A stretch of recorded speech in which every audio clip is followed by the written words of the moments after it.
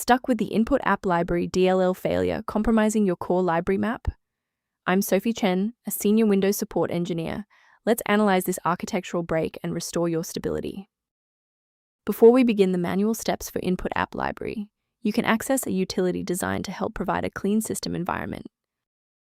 This is the Inputapp Library. This library manages the user interface and localized logic for the Windows input flyout and the touch keyboard settings. If missing or corrupted, the language bar will disappear, and users will be unable to switch between keyboard layouts, typically resulting in a silent failure of the language switcher. Now that you know how the file works, let's focus on the how and fix the issue. This error suggests a failure in the underlying Windows architecture.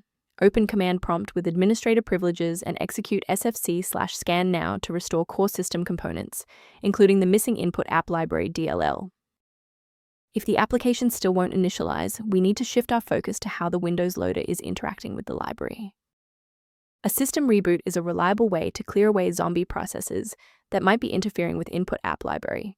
It's a low-impact step that ensures your operating system is starting with a synchronized environment. Before you restart, please bookmark this video or click the like button so that it's waiting for you in your library for the next step. If the previous steps didn't work, there's one more action we can take to stabilize the environment. Please pause the video if you need to back up your data before we proceed. Since a standard reinstall didn't fix the library error, we need to perform an integrity check on the host program.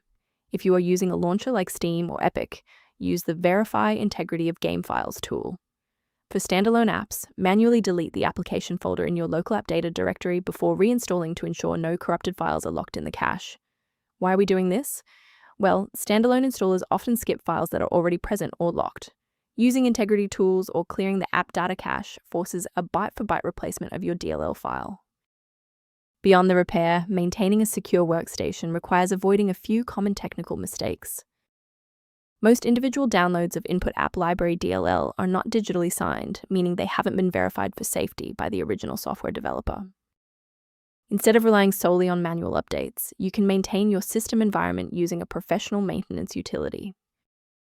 Return to your project with a more stable environment by reviewing the maintenance-related resource linked below for Inputapp Library references.